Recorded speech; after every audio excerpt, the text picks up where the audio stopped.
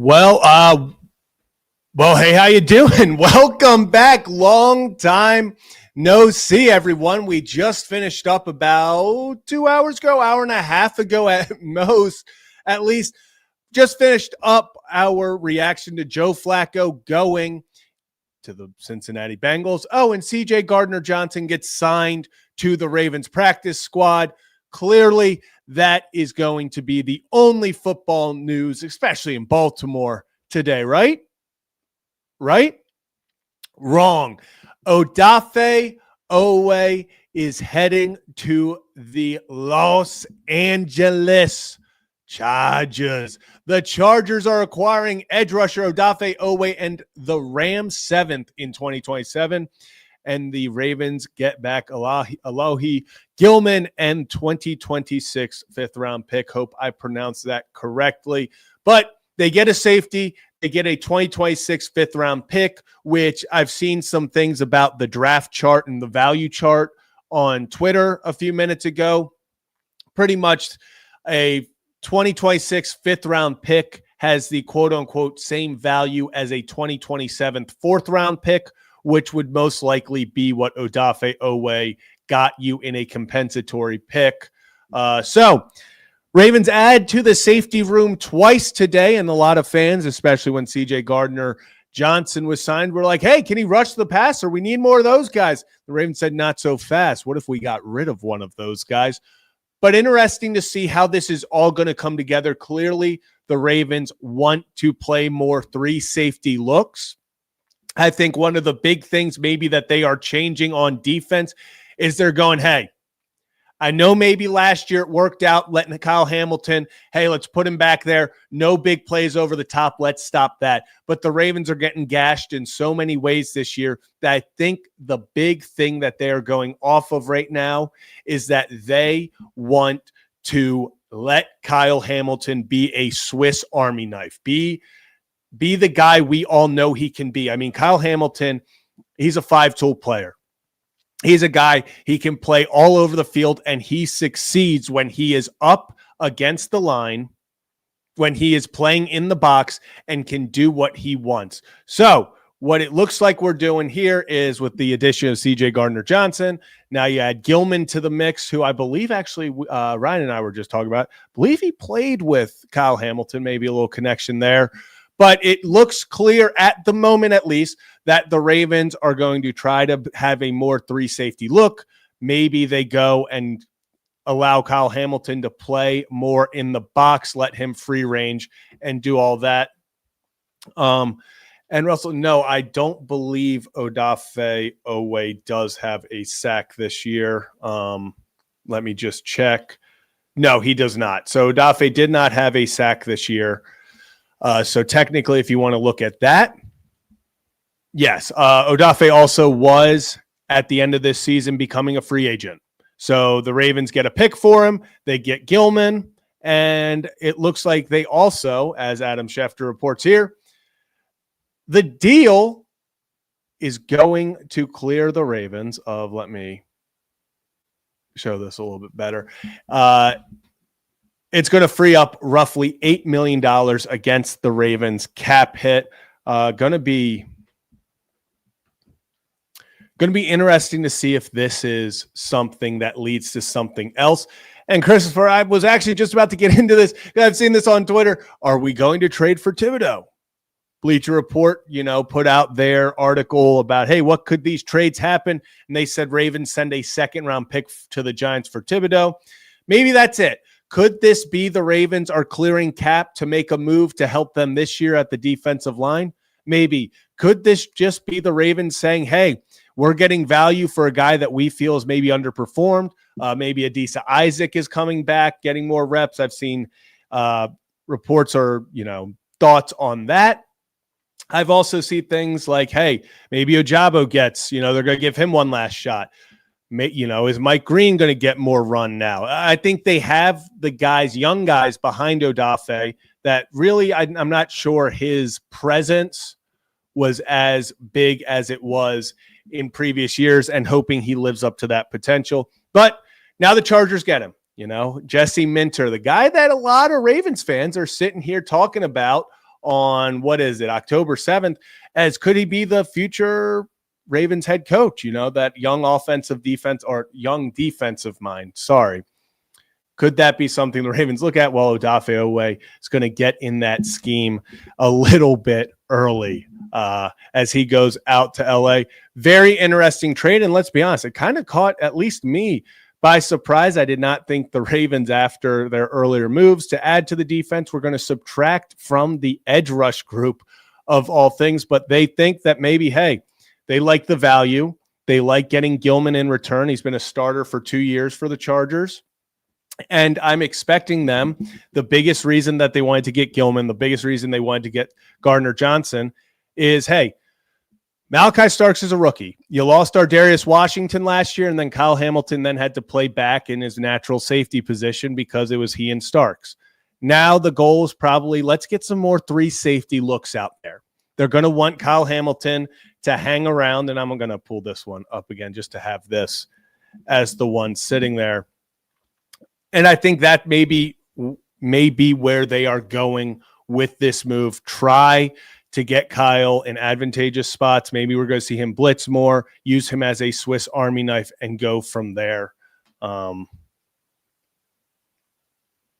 So very interesting trade. It's going to really come down to what the Ravens do after this to see what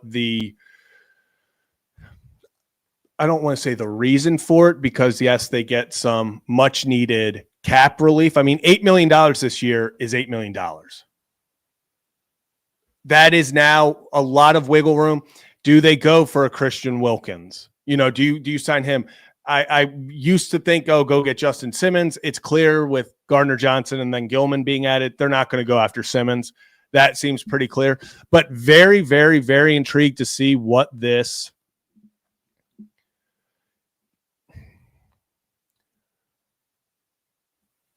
the plan is, because this does kind of give you that feeling of, could there be something more in store? Could this just be scratching the surface of what the Ravens are doing? You also just had reports come out a few days ago. Hey, Ravens are shopping Mark Andrews. Now, that's not a surprise to a lot of people who, over the past offseason, past few months, have said, hey, it was pretty open. The Ravens were considering trading Mark, and no one gave them what they wanted. And I wanted to real fast bring this up. Are we calling it quits? I don't think so. I don't think getting rid of Odafe, who's kind of underperformed at times, is really throwing in the towel. I think they're going to a different, not mentality, but they're going to try something new. I know there have been reports that Dean Pease, the Ravens or Harbaugh was bouncing ideas off Dean Pease. Maybe that happens, but I'm intrigued to see what happens. And sitting behind the scenes, we'll bring him on now as well. I just saw the thumbs up. So welcome back to the Ryan Ripken Show reaction. Ryan Ripken. So, hey, Ryan, long time no see.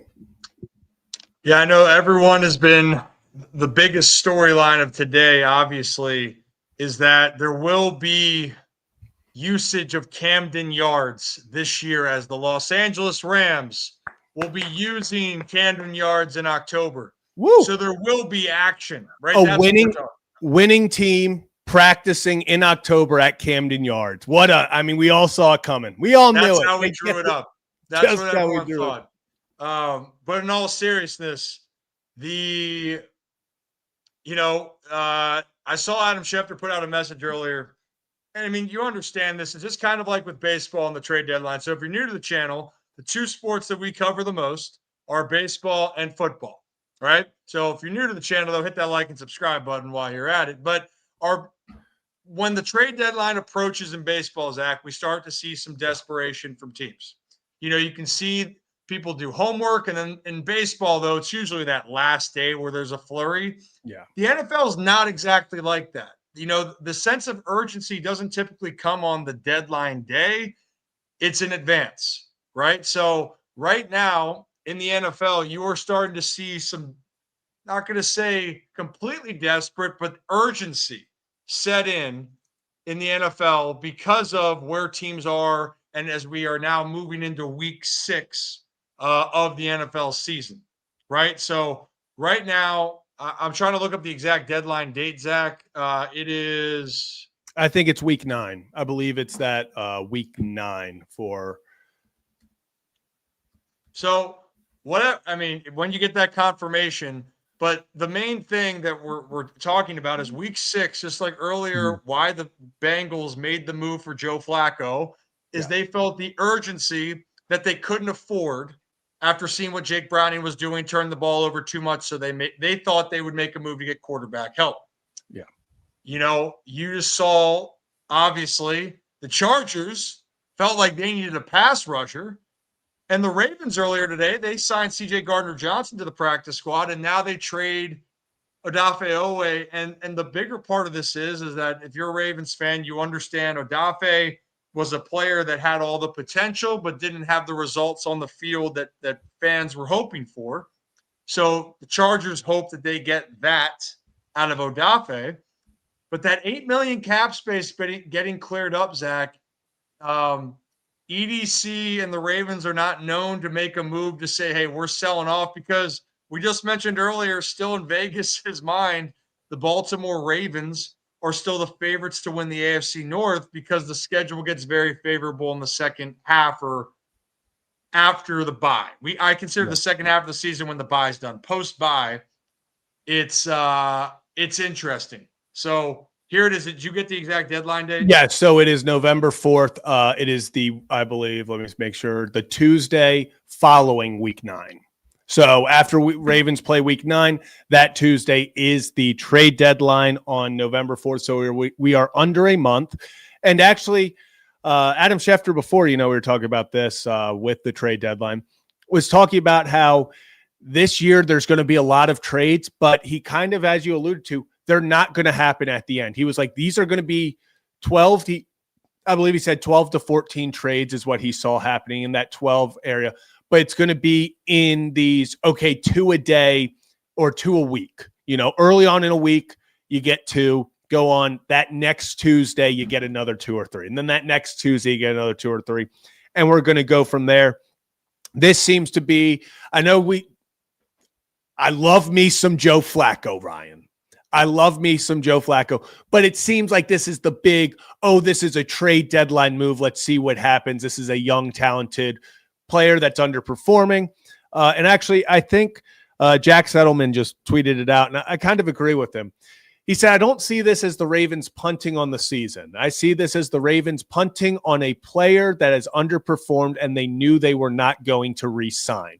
And I agree. I think they knew, hey, maybe we got some horses in this stable that can put production, what he's doing at least, meet his production at a minimum with Mike Green, Adisa Isaac, maybe coming back, Ojabo, Tavius Robinson, guys, Kyle Van Noy, guys of that sort.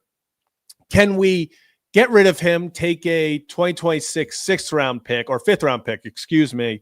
get a safety in return, free up $8 million in cap that we can now play, around with, and then add on from there? I think that's probably more realistic than it's very hard for me to see Eric DaCosta after 5 games going, there's the towel. We're out of here, guys. I know the schedule opens up. I know Lamar's coming back. I know we got all these talented players returning, but that's it. I know Vegas still has us. I think there's a 57% chance the Ravens make the playoffs. Season's done. I find it very hard that they're doing that. I think they're going in a different direction. They're having a different strategy. Okay, we're going to fortify the safeties. We're going to clear some cap. Maybe does that mean it frees us up to make a bigger move? I'm going to put some names out there. I'm not saying the Ravens are going to make these moves, but their names have been floated with the Ravens. Jeffrey Simmons, Kayvon Thibodeau. Is it a Dexter Lawrence? Those are some big names, but coming with big names is big cap hits that you might need a little extra money on the salary cap. That's where my head is at right now, Ryan. I don't see this as punting on the season. I see this as a different approach to getting the season back on track. And because the trade deadline is later, right? So November 4th, you said that was the date, 4th? Yep. So because it's November 4th, if the Ravens were to still tail dive and then they are sitting at what? 3 weeks from now, they're 1-6, 1-7.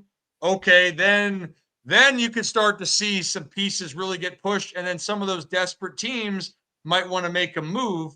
But typically, teams that are still in the hunt right now, you're making moves to maybe set yourself up for something, in the future. That's just how it feels. And let's just talk about what the Chargers are getting for those that don't know. Again, Odafe Oweh, he has never lacked physical talent, Zach. He's physically talented. That's why he was drafted as high as he was at the end of the first round. The problem has been the inconsistency, right? There's moments that can go back to that Chiefs-Ravens game in Baltimore coming out of COVID in 2021. He makes the tackle, forces the fumble, and recovers. And you go, well, there's those impact plays. And then you'd see some moments there where he would have a great pass rush, get to the quarterback and go, there's that speed, there's that explosiveness. Problem was, it wasn't consistent enough for what the team was hoping, definitely not for what Odafe was hoping. And for the Chargers, and going over there to a Jim Harbaugh-led team and having Jesse Minter over there, they have some good pieces. I wouldn't be surprised if he has that high motor and it turns out to have success, but the bigger thing here in the theme is inconsistency. So we'll see how that plays out. But for Baltimore, I'll even make this point here, Zach. And I think the reason why we're seeing the Ravens in this case with Alohi Gilman coming to Baltimore, with C.J. Gardner-Johnson being signed, you mentioned about Kyle Hamilton being able to be more versatile. There's nothing coming out that this is a long-term injury for Kyle Hamilton, but you never know. But it seems to me, and actually when I got a chance to talk with Michael Brockers, former Detroit Lion in that golf trade, but he was known as a Ram, and I had him just look at some of the tape. And for our channel members here, for Ribs Better Kids, you're going to see those breakdowns and that interview with Michael Brockers here upcoming before our Thursday's live show that we do from 4 to 6, is explaining actually at times, Zach, yes, do the Ravens need someone that can get home to the quarterback? Absolutely. But I think another part that was really eye-opening for the secondary was there was a lot of miscommunications. Yeah. There was a lot of blown assignments in coverage, and it don't matter if you get to the quarterback or not.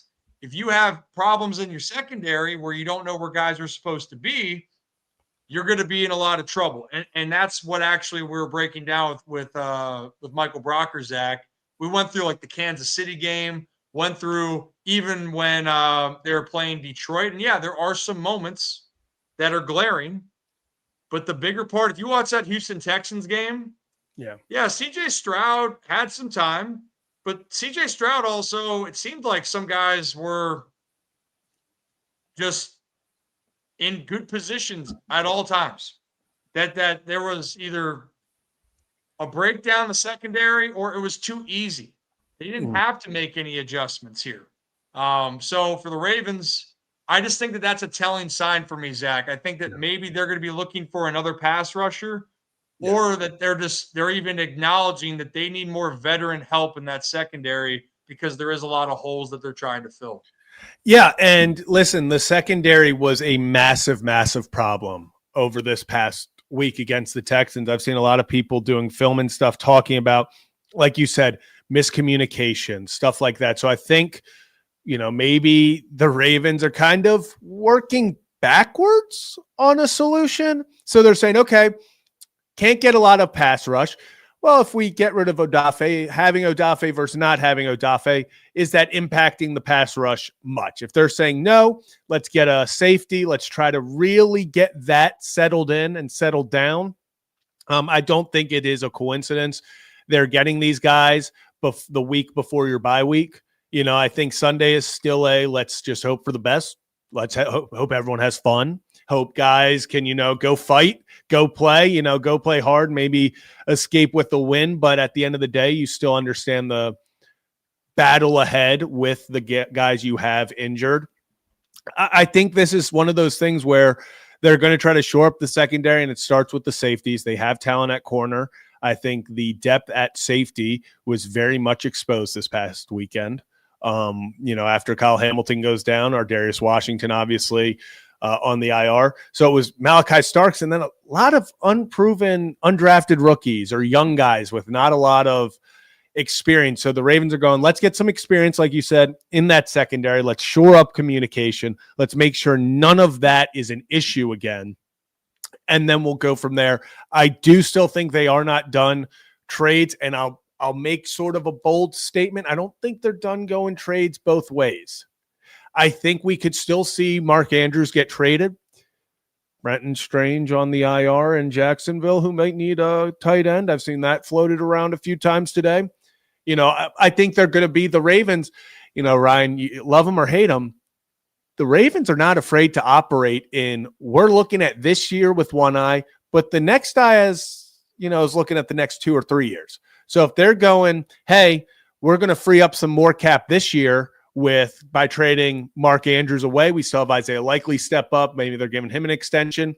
But then with some cap that we used to free up with Odafe, with Mark, let's go get Thibodeau. Let's go get a Dexter Lawrence, a Jeffrey Simmons to replace where Matabike was. And maybe you work like that. Maybe Odafe's the only one that they trade away and they keep Andrews and everyone, and they just acquire guys with this new $8 million. I'm very intrigued. Could this $8 million also go towards maybe a Christian Wilkins? I think he's got to be dealing with something. I think he's still recovering from his injury because I think there's some other. Well, there's some off the field in the locker room stuff.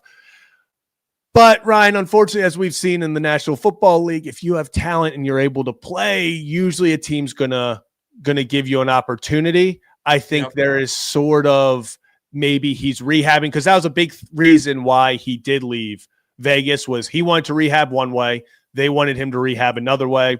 That was quote unquote part of the reason. Maybe he is, working to get back, and then some teams are going to look at him. Don't know what it is, but I am very intrigued to see what the next move is, because listen, whether you think the Ravens are going to go on a run or you think the Ravens are going to absolutely fall off the cliff and this is it, this will not be the last move the Ravens make. And dare I say, this might be the most interesting trade deadline in Baltimore Ravens history to see what they do. It could be. I'm not holding my breath for what could happen or couldn't happen, but there are a lot of possibilities.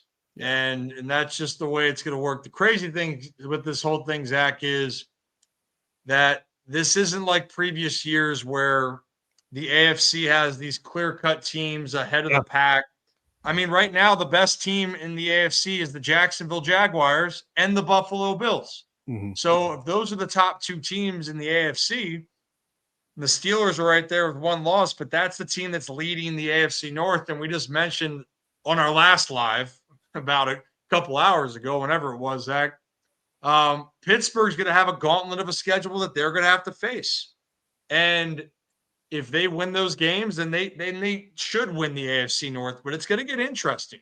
And then on top of it, Pittsburgh, Cincy, Baltimore, even Cleveland. Cleveland's defense is tough. And if Dylan Gabriel can give them a chance, or if it turns out to be Shedeur Sanders down the road, they're going to cause fits for teams. So the race for the division, even if the Ravens, that's just a crazy thing for me to say. The race for the division is far from over, even if the Ravens drop to 1-5. And I think that even saying it out loud is insane to think, but that is the reality of where the NFL is and where the teams are when we look at this going into week 6. And if you are new to the channel, though, hit that like and subscribe button. Laura, I see you right there. Appreciate that. One of our channel members, Laura, appreciate that. And, Zach, the Colts are another team, obviously. Daniel Jones. Don't let Daniel Jones get hot too late. The Colts, but those are the teams that you're talking about as being the top teams in the AFC.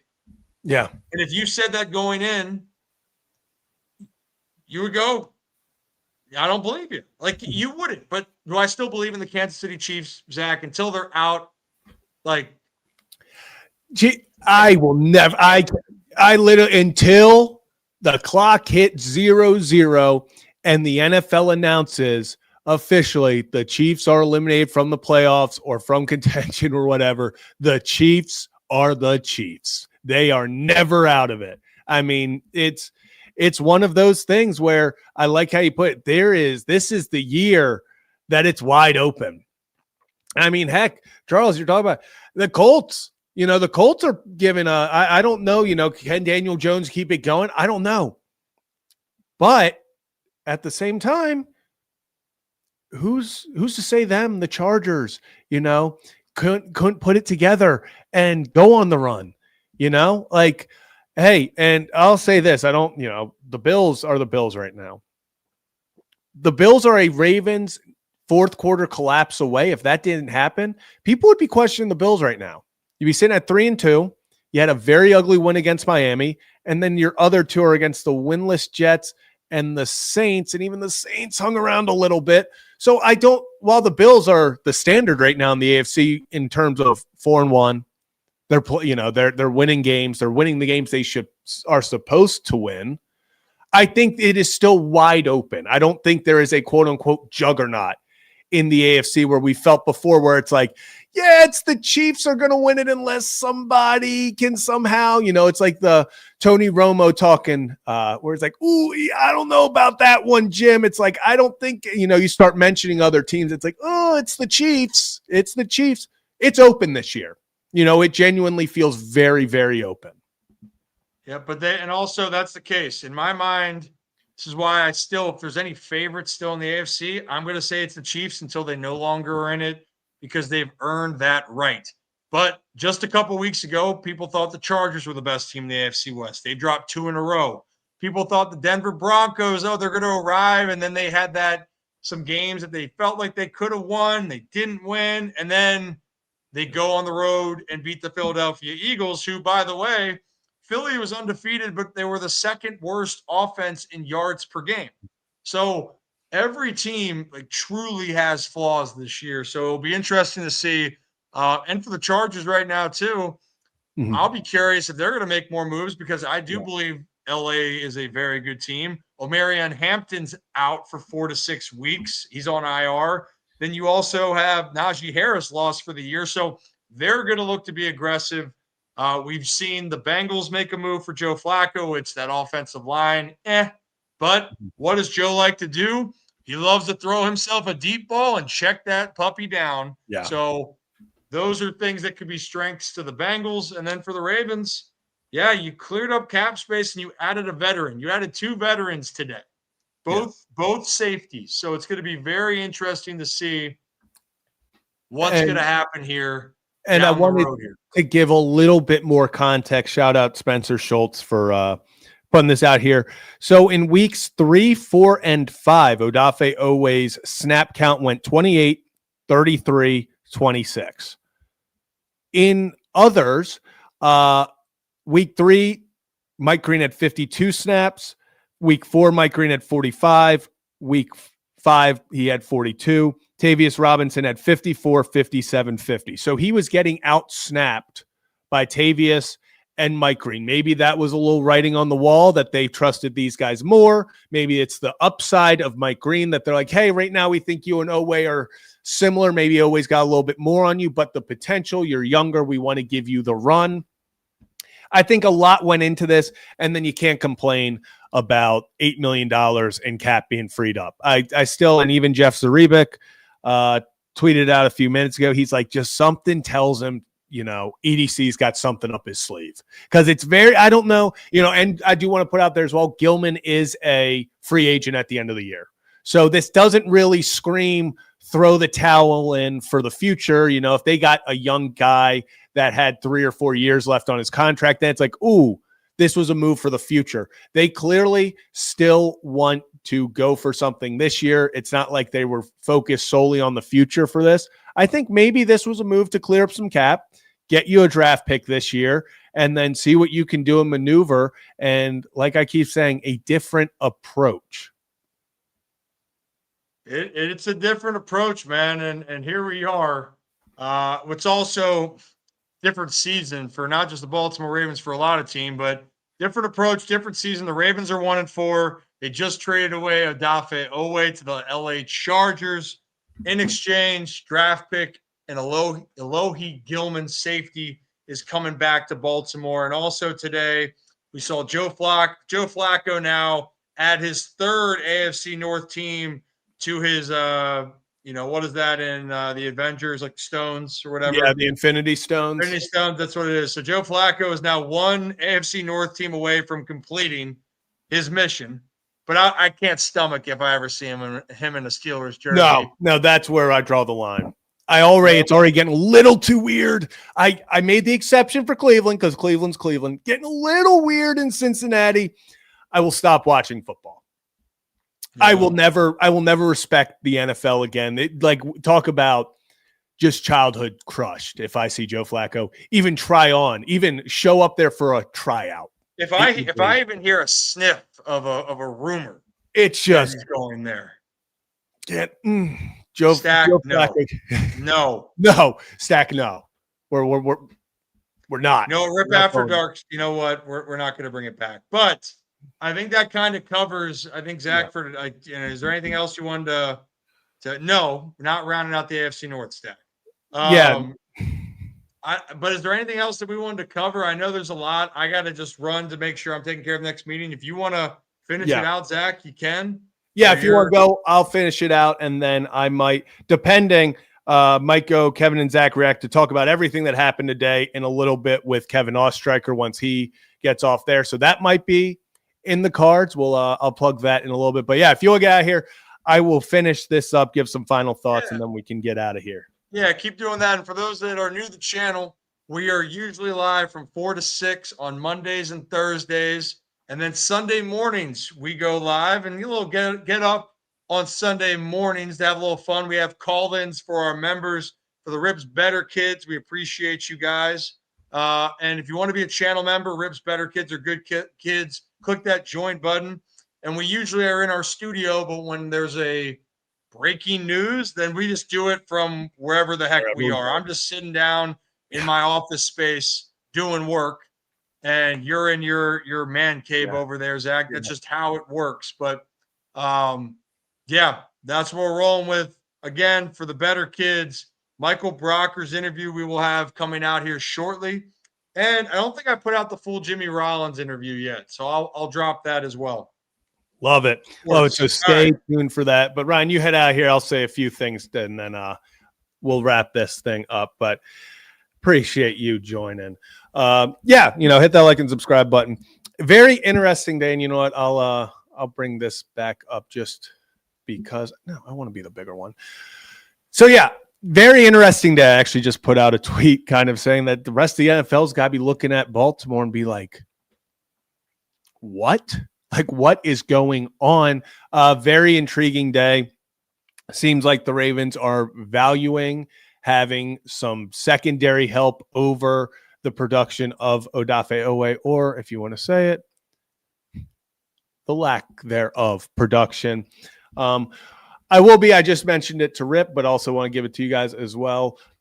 Kevin and Zach React, our other reaction channel where we react live to all Ravens games, Oriole games, and every breaking news in between with Kevin Ostreicher, the host of Locked On Ravens. He's probably live right now as well. But after he gets off, we will be going live on Kevin and Zach React. Go subscribe over there.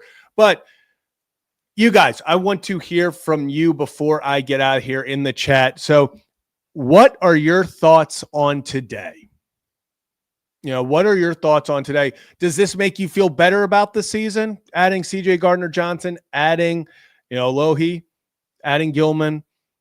What, are you feeling like this trade? What are your thoughts on Odafe Oweh? Losing him, I do think it is kind of sad. I'll say that. He's a guy who I really had high expectations for this season.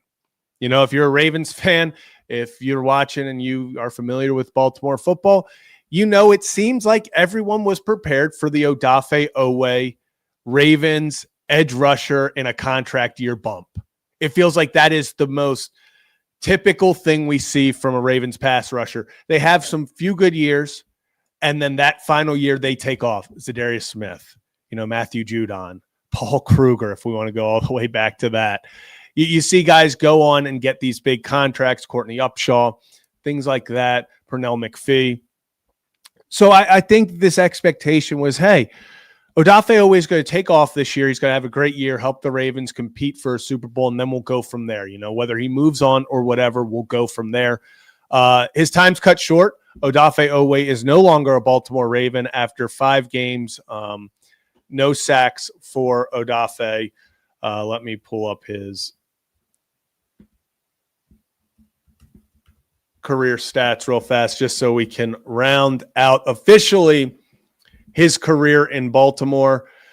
So played 67 games, 148 total tackles, 103 solo. He ends his Ravens career with 23 sacks, 7 forced fumbles, 3 fumble recoveries, had a pass deflection, and no interceptions, anything like that, no touchdowns. So, last year, Odafe Oweh, and hey, love Chargers fans tuning in. Very happy. I think you guys got the Chargers got a very young, the potential I still think for Odafe is high. I don't know if he needs a change of scenery. I don't know what it is, but I do think this is a good trade for both sides. Ravens get some cap room. They add Alohi Gilman to maybe help with that 3 safety set. Let Kyle Hamilton play more towards the box. Use his Swiss Army knife-like talents to benefit the defense. Get some more veterans in there for communication and stuff like that. But Odafe, disappointing after last year. 10 sack year. It looked like, hey, we are really in for that big breakout season. It just felt like it was Odafe's year. It really did. It really felt like this was Odafe Oweh's year, just coming off a double-digit sack year. Go get 12, 13, 14, 15 sacks. Go get yourself a payday, and let's see what happens. Help us win this year, and then go off right into the sunset, hopefully with a ring, and we'll go from there. But unfortunately, couldn't get it going this year.